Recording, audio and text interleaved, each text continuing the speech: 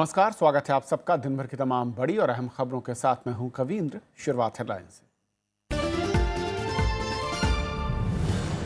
82% मतदान के साथ असम में आखिरी दौर का चुनाव खत्म। पश्चिम बंगाल में भी भारी मतदान। 688 उम्मीदवारों की किस्मत ईवीएम में बंद।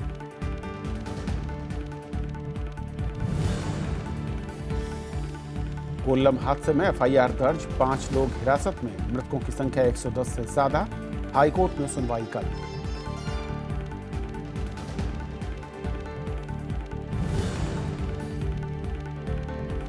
यूक्रेन में 2 भारतीय छात्रों की हत्या, एक की हालत गंभीर। हमलावर गिरफ्तार। भारत ने कहा यूक्रेन के साथ छात्रों की सुरक्षा का मुद्दा।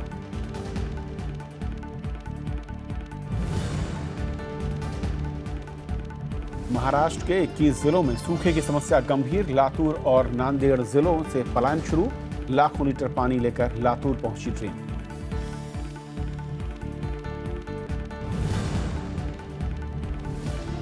भारत मालदीव के बीच रक्षा समेत 6 क्षेत्रों में समझौते। प्रधानमंत्री मोदी और मालदीव के राष्ट्रपति की दिल्ली में मुलाकात। आतंकवाद और धार्मिक कट्टरता से निपटने पर जोर।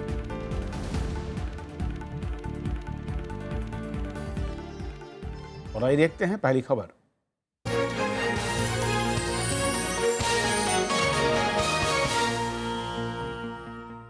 असम में मतदान की प्रक्रिया खत्म हो चुकी है और दूसरे दौर के लिए 61 सीटों पर करीब 82% वोटिंग की खबर है। उधर पश्चिम बंगाल में भी पहले चरण के दूसरे हिस्से में 31 सीटों के लिए आज मतदान का काम पूरा हुआ।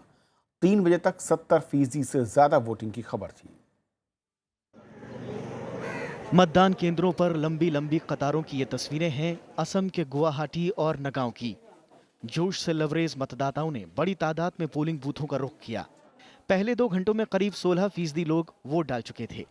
उत्सव मुख का परिवेश है ना यहाँ इलेक्शन में। अपर असम में जो हो गया, बहुत लोग का भीड़ हो गया, मतलब इसलिए ये जो चेंज है ना, चेंज करने के लिए जल्दी आया। सब अवेयरनेस बहुत बढ़ गया है इस बार वोटर्स का। दिन चढ़ने के साथ ही मतदान ने रफ्तार पकड़ ली। सीमावर्ती इलाकों में सुरक्षा के विशेष इंतजाम किए गए थे, जिसका असर मतदान पर भी दिखा। पूर्व प्रधानमंत्री मनमोहन सिंह ने दिसपुर में वोट डाला।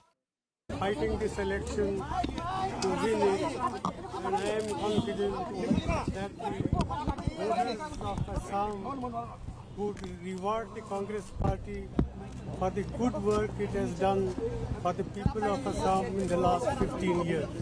असम में दूसरे और अंतिम दौर के मतदान के साथ ही सभी 126 सीटों पर मतदान का काम पूरा हो गया है। दूसरे चरण की 61 सीटों पर कुल 525 उम्मीदवारों की किस्मत ईवीएम में कैद हो गई। पश्चिम बंगाल में पहले चरण के दूसरे हिस्से में 31 सीटों पर मतदान पूरा हो चुका है। ये सीटें पश्चिमी मिदनापुर, बांकुरा और बर्धमान जिलों में पड़ती हैं। यहाँ सुबह से ही मतदान को लेकर लोगों में खासा उत्साह दिखा। पहली बार वोट देने वालों से लेकर महिलाएं और बुजुर्गों में वोटिंग को लेकर गंभीर जागरूकता दिखी। हमको लोगों को जरूरी है, इसलिए हम डेवलपमेंट के लिए अभी वोट करने के लिए आए हैं। ये चेंज चाहते हैं हम लोग। ये मेरा पहली बार है। कैसा महसूस हो रहा है? बहुत अच्छा लग रहा है और एंड आई एम एक्साइटेड। पिछले चरण की तरह ही इस बार भी इलाके के लोगों ने अच्छी तादाद में वोटिंग की। इस चरण में 163 प्रत्याशियों की किस्मत का फैसला होना है। पश्चिम बंगाल की कुल 294 विधानसभा सीटों के लिए पहले चरण में 49 सीटों पर मतदान हो चुका है। बाकी बची सीटों के लिए अब 5 चरण बचे हैं। 5 मई को आखिरी दौर के मतदान के बाद 19 मई को नतीजा आएगा। प्रणव गोस्वामी के साथ विशाल दहिया, राज्यसभा टीवी। और आज जो मतदान हुआ इस पर बातचीत करने के लिए हमारे साथ हिंदुस्तान टाइम्स के डिप्टी ब्यूरो चीफ हैं सौभद्रो चटर्जी। सौभद्रो, स्वागत है आपका। और विशाल दहिया हमारे साथ जुड़ रहे हैं इस वक्त गुवाहाटी से। विशाल, सबसे पहले तो जिस तरीके से आज मतदान रहा, शांतिपूर्ण खबरें मिल रही हैं। ओवरऑल जो टर्नआउट वो काफ़ी ज़्यादा है, लेकिन ग्राउंड पर आप हैं क्योंकि वहाँ पर, तो किस तरह के संकेत आज के मतदान में?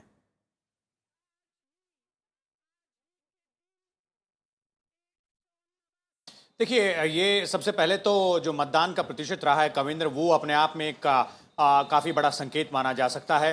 82% अभी तक जो आंकड़े सामने आ रहे हैं। हालांकि ये 82 से और ऊपर जा सकता है, जैसे कि जो राज्य के निर्वाचन आयोग के अधिकारी हैं वो बता रहे हैं, क्योंकि लगभग 6 साढ़े 6 बजे यानी कि मतदान की प्रक्रिया समाप्त होने का जो समय था 5 बजे, उसके 1 से 1.5 घंटे बाद भी काफी लंबी लाइनें कई पोलिंग बूथ्स पर देखने को मिली। सीधे तौर पर जो अंदाजा लगाया जा सकता है वो ये कि जो पहले चरण का मतदान था वो जिस तरह से 84% के आसपास रहा था, उतना ही या उससे थोड़ा सा कहीं ज्यादा भी आखिरी आंकड़ा जो आएगा मत प्रतिशत का वो हो सकता है। और ये जो आंकड़े हैं ये किस तरह से जो राजनीतिक दल हैं वो इंटरप्रेट करेंगे, क्योंकि एक कांग्रेस के लिहाज से अगर देखा जाए जो कि सत्ताधारी पार्टी है, आसाम में पिछले 3 बार से सरकार चला रही है यानी कि 15 साल से, तो जो एंटी इनकम्बेंसी फैक्टर जिसे कहा जाए वो ऐसा माना जाता रहा है लगातार एक कि अगर सरकार इतनी लंबी कोई पार्टी चला रही हो और उसके बाद इतनी भारी संख्या में मतदाता बाहर निकले तो वो शायद एंटी इनकम्बेंसी फैक्टर हो सकता है, वो शायद सरकार के खिलाफ मत जा सकता है। लेकिन कांग्रेस का कहना है और कांग्रेस के नेताओं का पहले चरण के बाद भी कहना था कि जो ये लोग बाहर निकले हैं वो कांग्रेस के खिलाफ नहीं, कांग्रेस की सरकार के खिलाफ नहीं, बल्कि जो काम किए गए हैं 15 साल में उनके अधिकार उनके फेवर में निकले हैं। जबकि दूसरी तरफ बीजेपी और एजीपी का जो गठबंधन है, साथ में जिसमें बीपीएफ भी शामिल है, जो कि अब की बार सत्ता पर काबिज होने की कोशिश कर रहे हैं तीनों पार्टियां मिलकर, उनका सीधे तौर पर यह दावा है कि ये जो भारी मतदान हुआ है, जो भारी संख्या में लोग निकलकर बाहर आए हैं, वो उनके हक में निकलकर बाहर आए हैं। और दूसरे चरण का जो मतदान हुआ है उसमें एक और तीसरा फैक्टर जुड़ जाता है कविंद्र, वो है बदरुद्दीन अजमल की एआईयूडीएफ। लगभग 30 ऐसी सीटें मानी जा सकती हैं निचले असम में जहां पर बदरुद्दीन अजमल का वर्चस्व है, जहां पर उनका इन्फ्लुएंस है, जो कि माना जा सकता है कि इस दौर में ये फैक्टर भी वो एक बड़ा फैक्टर हो सकता है। विशाल, वहां पर इस ताज़ा अपडेट देने के लिए वहां से बहुत शुक्रिया आपका। समुद्रो, मैं अगर शुरुआत करना चाहूं असम से, क्योंकि इस जो आज का मतदान था खासतौर पर कांग्रेस के लिहाज से कहा जा रहा है कि ये बहुत क्रूशियल है, और जो बदरुद्दीन साहब की बात कर रहे हैं हमारे सहयोगी, कितना बड़ा फैक्टर आपको दिख रहा है जिसके चलते बीजेपी को यहाँ पर कुछ फायदा आपका देखते हैं? मुझे जो लगता है कि ये जो आज जिस चरण का चुनाव हुआ है, जो 61 सीटों में चुनाव हुआ है असम में, ये 61 सीट तय करेगा कि अगला सरकार कौन बनाएगा। एक तो यहाँ पे है कि बदरुद्दीन अजमल का फैक्टर, हमारे साथी जो अभी कहे हैं कि उनका भारी प्रभाव है इस इलाके में। ये जो 61 सीट में जो चुनाव हुआ है ये है जो असम का जो लोअर असम जिसे कहते हैं उस हिस्से में, वहाँ पे काफ़ी सारे आपका जो बंगाली स्पीकिंग, जैसे बांग्ला जो बोलते हैं जो मुसलमान है वो लोग, यानी कि जो जिसे कहते हैं दूसरे तरफ जो कहते हैं माइग्रेंट मुस्लिम, जो वो लोग यहाँ पे ज़्यादा है। तो बदरुद्दीन अजमल का ये वोट बैंक है। अगर बदरुद्दीन अजमल कुछ अपना खास मतलब जगह बना सकता है तो वो कांग्रेस के खिलाफ जाएगा। और अगर ये मुस्लिम वोट स्प्लिट होता है तो इसमें सबसे बड़ा जो फायदा जिसका होगा वो है बीजेपी का। तो हमें तो लगता है कि ये 61 सीट जो है, ये यहाँ का जो चुनाव का जो नतीजा आएगा इसमें तय होगा कि असम में अभी अगले महीने बीजेपी क्या पहला अपना मुख्यमंत्री बना सकता है कि नहीं। लेकिन इसी में आज की जहाँ मतदान हुआ है, क्या उन इलाकों में आप देखते हैं कोई एक बड़ा फैक्टर जो कि क्रॉस द बोर्ड मैं कहूँ कि जिस पर वोटर आगे आया हो, या फिर जैसे कि विशाल कह रहे थे कि जो कांग्रेस का दावा है कि वहाँ पर सरकार के पक्ष में भी, अब हमने देखा है पिछले कई चुनाव में जब भारी मतदान होता है तो कई बार वो सरकार के पक्ष में भी गया। बिल्कुल बिल्कुल, देखिए पिछले कई जगह पे जो हुआ है कि भारी मतदान हुआ है और वहाँ पे जो सत्ताधारी पक्ष है वही उभर के सामने आया है। तो ये भी हो सकता है कि कांग्रेस के तरफ और भी कुछ, जैसे ये पोलराइज्ड बैटल हो गया है, तो हो सकता है कि कांग्रेस ने अपने दामन में कुछ और वोट ऐड किया होगा, ये हो सकता है। इसके लिए तो हमको वेट करना पड़ेगा कि कब चुनाव का रिजल्ट आएगा। लेकिन एक प्रॉब्लम जो है तरुण गोगोई का, जो सबसे बड़ा प्रॉब्लम है वो 15 साल तक वो जो जिसे हम एंटी इनकम्बेंसी कहते हैं उससे वो कैसे झेलते हैं, ये हम लोग को लगता है 15 साल तक इंटेलिजेंसी के बाद भी सत्ता में रहना अपने आप में एक बड़ा अचीवमेंट है, मानना होगा। बंगाल में भी क्योंकि आज वोटिंग हुई है, आसनसोल से हमारे साथ प्रणव हमारे सहयोगी हैं। प्रणव, बहुत संक्षेप में जिस तरीके से आज जिन सीटों पर चुनाव हुआ है, क्या कोई बड़ा मुद्दा आपको दिख रहा है या फिर अलग अलग सीटों पर यहाँ पर त्रिकोणीय मुकाबला आपको नजर आया?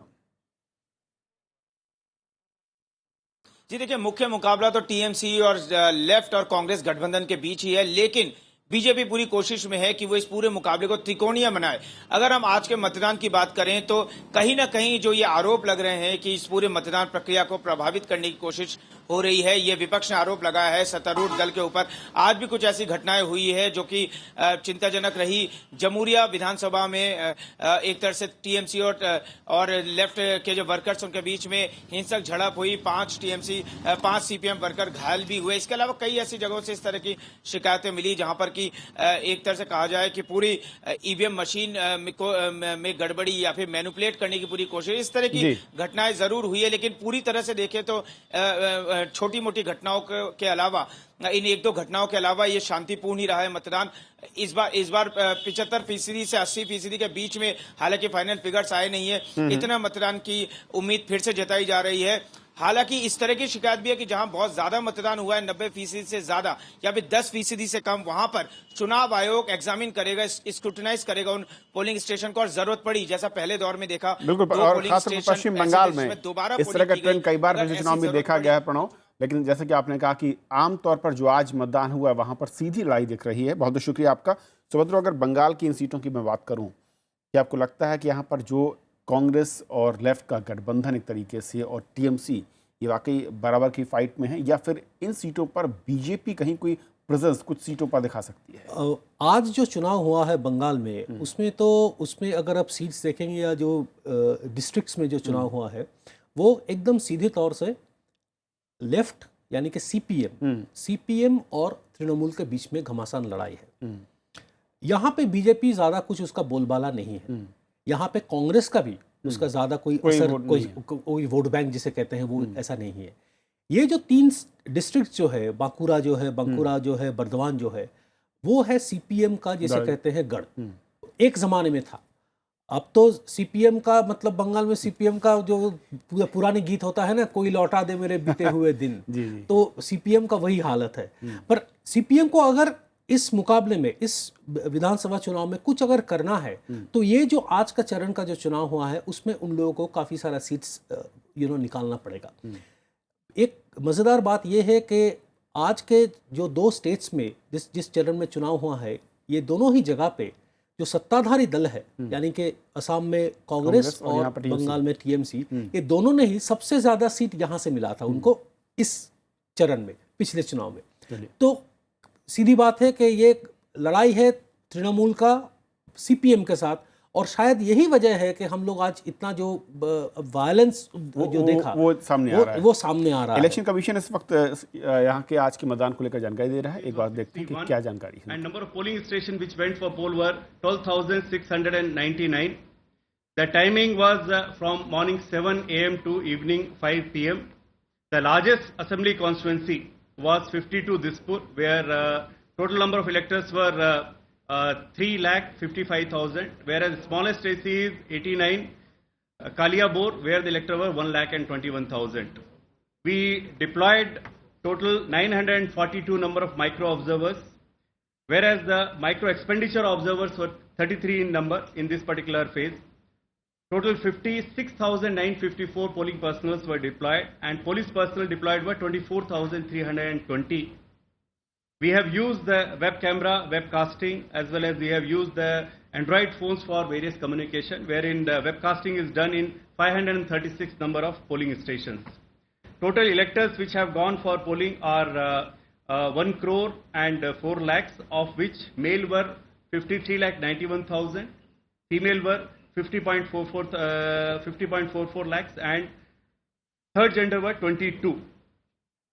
तो चुनाव आयोग जानकारी देता हुआ कि आज जो मतदान हुआ है असम और पश्चिम बंगाल में, वहाँ जो आंकड़े हैं वो किस तरीके से और किस तरीके के इंतजाम उन्होंने किए थे। सुभद्रो, बहुत बहुत शुक्रिया आपका इस चर्चा में शामिल होने के लिए। और ये थी पहली खबर। छोटा सा ब्रेक, और ब्रेक के उस पार दिन भर की दूसरी बड़ी खबर।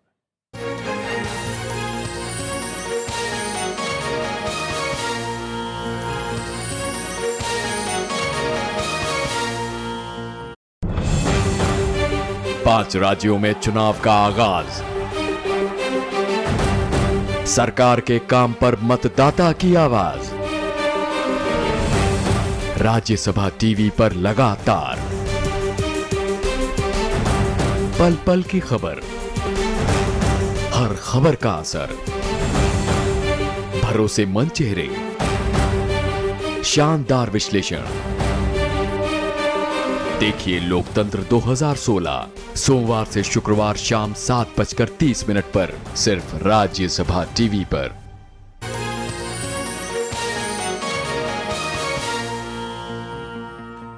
केरल पुलिस ने पुतिंगल मंदिर में अवैध आतिशबाजी के बाद भीषण आग की जांच शुरू कर दी है। 5 लोगों को सिलसिले में हिरासत में लिया गया है, जबकि 6 लोगों के खिलाफ मामला दर्ज हुआ है। मरने वालों की संख्या बढ़कर 110 पहुंच गई है, जबकि 383 लोग घायल हैं। केरल हाई कोर्ट के जज वी चिदम्बरेश ने रजिस्ट्रार जनरल को चिट्ठी लिखकर ज्यादा आवाज वाले पटाखों पर पाबंदी की मांग की है और इस मसले पर कल सुनवाई होगी। केरल की क्राइम ब्रांच ने पुतिंगल मंदिर में आतिशबाजी के दौरान हादसे की जांच शुरू कर दी है। पुलिस ने मंदिर समिति के सदस्य और आतिशबाजी का ठेका हासिल करने वाले ठेकेदार समेत 6 लोगों के खिलाफ एफआईआर दर्ज की है। इन पर हत्या की कोशिश समेत कई धाराओं में मामला दर्ज किया गया है। आतिशबाजी कंपनी के 5 लोगों को भी हिरासत में लिया गया है। विस्फोटकों की जांच करने वाले केंद्रीय अधिकारियों ने मंदिर परिसर से अहम सबूत जमा किए। For display of the fireworks, which is mandatory under the Explosive Rules 2008. They have flouted other rules also, like firing the fireworks in the night. As per the Honorable Supreme Court's guidelines, one cannot ignite the fireworks after 10 p.m. आतिशबाजी कार्यक्रम के लिए मंदिर प्रशासन को अनुमति नहीं मिली थी। इसके बावजूद कार्यक्रम होने से पुलिस और दूसरे अधिकारी भी सवालों के घेरे में हैं। क्राइम ब्रांच ने कहा है कि सबूत और दस्तावेजों की छानबीन के बाद और लोगों को भी आरोपी बनाया जाएगा। Despite the fact that program was conducted, how it is happened, that also to be enquired.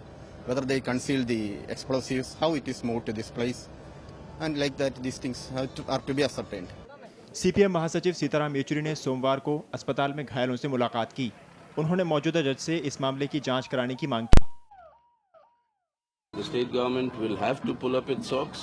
The guilty should be punished, and a proper inquiry with a sitting judge would be better.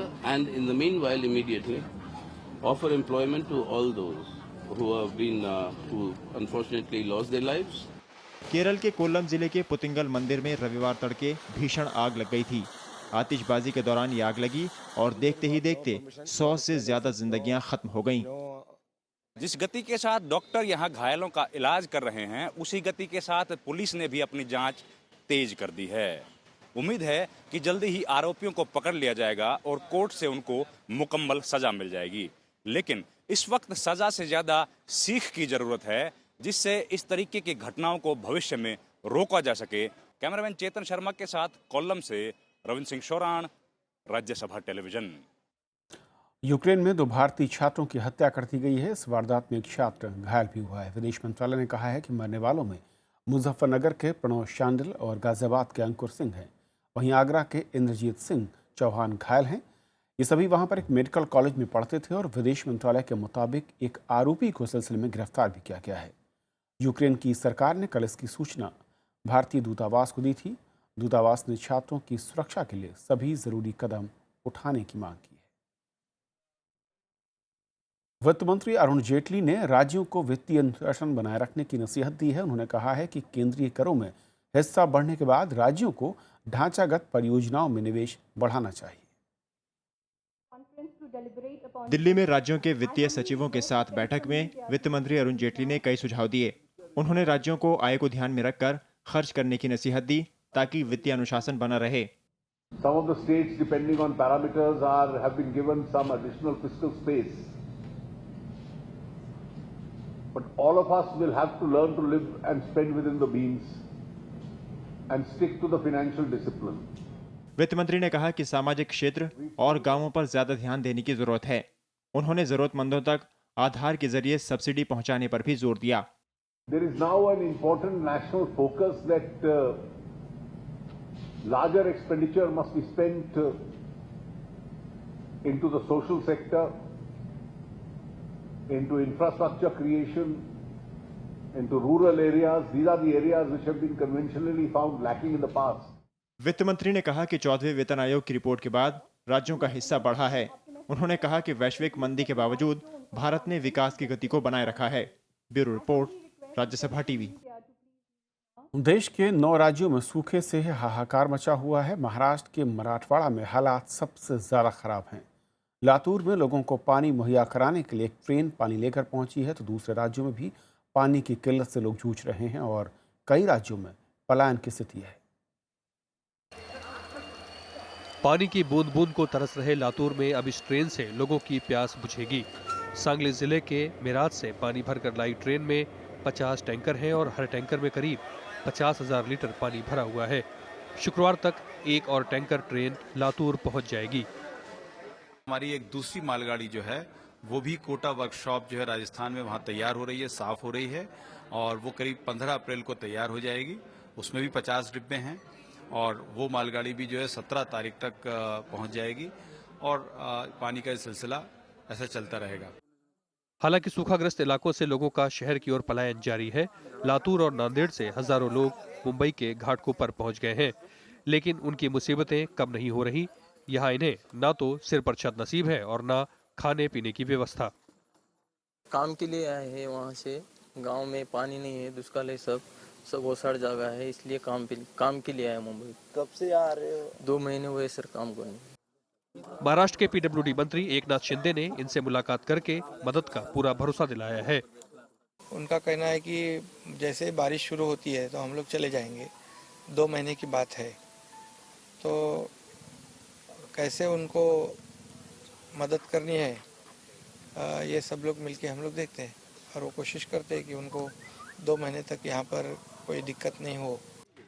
Maharashtra के मराठवाड़ा और विदर्भ में हालात इतने खराब हैं कि कई जिलों में धारा 144 लगी हुई है। लोग कई किलोमीटर दूर से पानी लाने को मजबूर हैं। उधर उत्तरी कर्नाटक के 12 जिले सूखे से सबसे ज्यादा प्रभावित हैं। हैंडपंप, कुएं और नहरें सूखे पड़ी हैं। लोग गांव छोड़कर जा रहे हैं। ना पानी जो है पीने का शुद्ध मिल रहा, बांदा से गंदे नाले का पानी मिक्सचर होकर नदी में आता है, वही पानी पिया जाता है। मध्य प्रदेश और उत्तर प्रदेश के बुंदेलखंड इलाके में पानी के लिए हाय तौबा मची है। बुंदेलखंड में आधे से ज्यादा नलकूपों में पानी नहीं है। नदियों की तलहटी में लोग गड्ढे खोदकर पानी निकाल रहे हैं।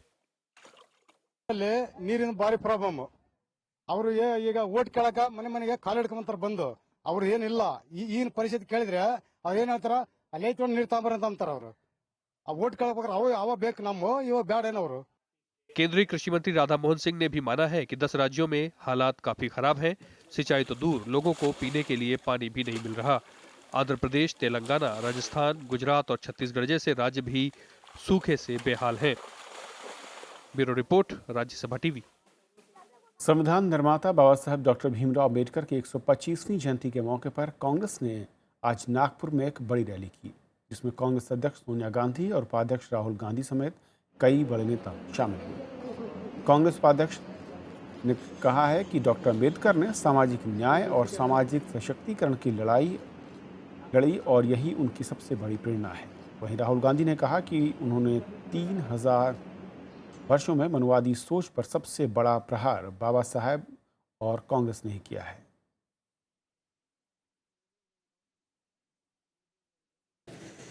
जिस समर्पण और संकल्प के साथ उन्होंने सामाजिक न्याय और सामाजिक सशक्तिकरण की लड़ाई लड़ी, इसके जरिए डॉक्टर अंबेडकर हमें प्रेरणा देते हैं। एक तरफ कांग्रेस पार्टी इक्वालिटी की बात करती है, गरीबों की बात करती है, कमजोर लोगों की बात करती है, और दूसरी तरफ आरएसएस, बीजेपी मनु की सोच की रक्षा करती है। यह सच्चाई है इस देश की। भारत और मालदीव के बीच आज रक्षा समेत 6 समझौते हुए, जिससे पहले दिल्ली में प्रधानमंत्री नरेंद्र मोदी और मालदीव के राष्ट्रपति अब्दुल्ला यमीन अब्दुल गयूम के बीच हुई बैठक में द्विपक्षीय सहयोग बढ़ाने पर बातचीत हुई। साथ ही दोनों नेताओं ने आतंकवाद और धार्मिक कट्टरता से निपटने की साझा रणनीति बनाने पर सहमति जताई। तो इस बुलेटिन में फिलहाल इतना ही। नमस्कार।